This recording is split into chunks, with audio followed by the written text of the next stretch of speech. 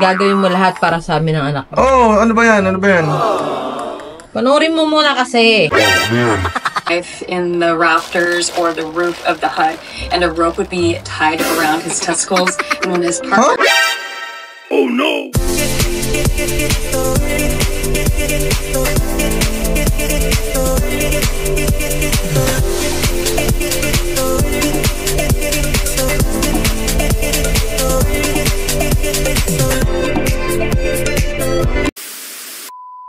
was in labor, her husband would participate in a ritual. Ay! Sipo ang anak ko, anak. Gusto mo maranasan din ng papa mo ang pagle-labor? That symbolically linked him to the pain of childbirth.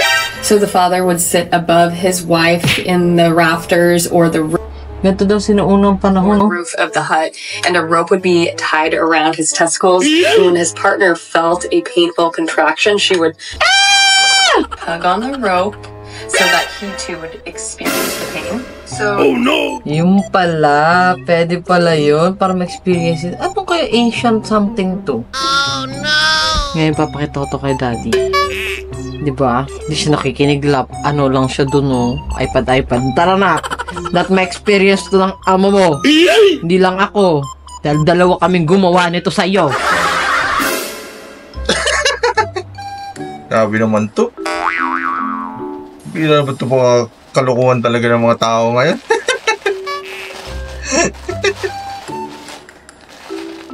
Ang ingay naman yan. Ano ba yan? Tingnan mo to. Ano yan? Tingnan mo to. May pinapanood lang ako. Oh no! Ano ba yun? Sinunay mo, yan ako. Ha? Kailangan may papili pa yun. Sige na nga, ano ba yan? Gagawin mo lahat para sa amin ng anak mo. Oh, ano ba yan? Ano ba yan? Panoorin mo muna kasi. Oh, ano yan?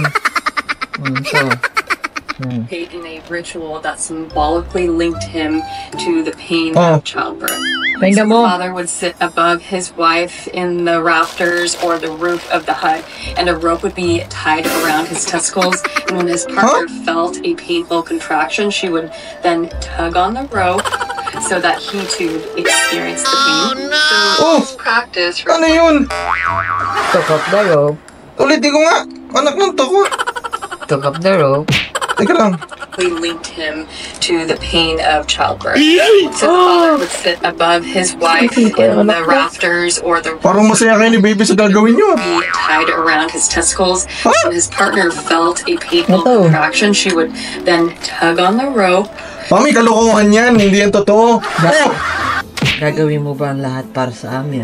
Ba't may tali? Ipipatish kita. Mami, Mami, tali mo, Mami. Siyempre, sige na, para mapaghahalatang ano ka lang. Hindi, yung tali mo, pang ano na yun eh, oh, pambaka na to eh. Ang laki. Parang sinasabi mo cute size lang yan ang haba nga nito. Oh, ba't ganyan? So, ibig sabihin, Mami, pag manganganak ka nung unang panahon, pag manganganak ka, Sample, oh. hindi, ang ibig sabihin tinutukoy dyan nung unang panahon, pag manganganak ka, Oo, nasa ibabaw ka pagka sumakit. so, ibig sabihin, pag nasa kama ka, pag nilabor mo yan, Nandito yun, oh. tapos ako nakatali sa ano, tapos, paano kung mabigla yung hila mo? Gagawin mo lahat para sa amin. Dapat ma-feel mo yung nararamdaman ko kasi hindi lang naman ako gumawa nito. Tayong dalawa, di ba? Oh. Ay, bakit kanina may pa-option ka? Ano pipiliin mo? Yan o kami? Ngayon, dapat may pa-option din ako. Ano? Ano? Ayoko niyan. Bibigyan lang kita ng pagkain. Hindi, ang option. Ano? Sige. Ano pagkain? Oo. Okay. Ngayon. Sige, pagbibigyan kita ngayon. So, wala nang ganito. Pag-isipan ko pa kung satisfied. Ngayon, 2 pineapple. Mami, masisira ang kinabukasan ko. Pag nilagay natin yan, Mami. Pwede mo ba itatali sa itlog ko yan? Tapos nakatakin mo? Bakit? Solve na tayo sa isang anak. Hindi pwede yun. Ano plano mo? 12. Sa pangalang hirap mo. Mami naman. Pero yun naman itatali. Paano yung parang kinapon? O sige, go. Oh. Gusto ko 2 pineapple ngayong gabi. Tapos Tapos? kasabay ng chicken, fried chicken. Yan ang gusto mong pagkain. Oo, tapos- Ay, hindi na ako magaganyan. Oo, tapos sunod na araw naman, Oh. ice cream. Oh. Tapos sunod, halo-halo. Pagbawa lang kaya kita mag-internet. Tapos sunod. Hoy, madami! Oh. Oh, depende sa kakaire sunod. Pagkapanganak ko, triple cheeseburger. Ang dami mo naman demand sa isang tali. Oo, bakit? Hoy, bakit? Meron ngang push Oh. Gift eh. Ano push gift?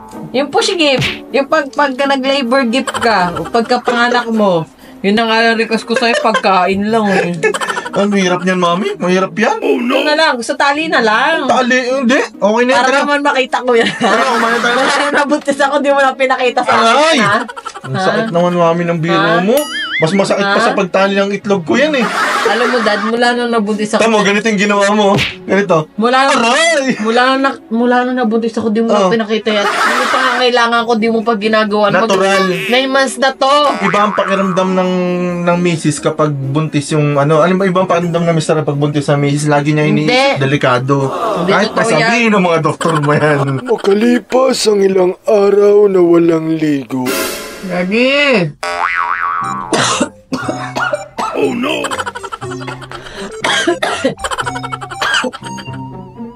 Oh, ano nangyari? Ang tagal na pagkain. Ha? Tagal ba? Oh, yan na. Oh, tamo, inubo ka na. Ano ginawa mo? Nakagat yung Oh. kamay ko. Oh, yan, may yung chicken na request mo. Yan. Oh, white rice na yan ha. Oh, tingnan mo. Masa yung pineapple, bilis. Ha? Nauho. Yan yung bawal sa'yo, oh. White rice. Ano pa? Para hindi ko gawin yun. Pineapple! Pineapple. Oh, bilang ka kayong tubig. Oh. Oh, yan. Oh, dalawa. Request. Alam ko, bawal pa sa'yo yan. Saan mo ba to? Mamaya, relax ka lang. Mamaya, ano yan, kakainin. Oh, may bonus ka pa. Ano? Oh. Oh. Dessert. Dessert. Magtubig ka muna. Uy. Ano? Oh, kumain ka na. Sige na. Oh, paglalagay na kita. Sige na. Hindi ako mag-white. Kumain ka na kanin. Di Ito lang akin. Di ba cream na ka na sa kanin? Sige na, kumain Hindi ka na. na, ito lang. Yan, oh, wala na tayong, tapos na usapan natin ha. Tapos na. Okay, sige, mag-enjoy ka dyan ha. Akin, 4. Oh, ready ka pa ng sausawan ha. Tapos sa'yo lang to. Para may kamukha to, Dad.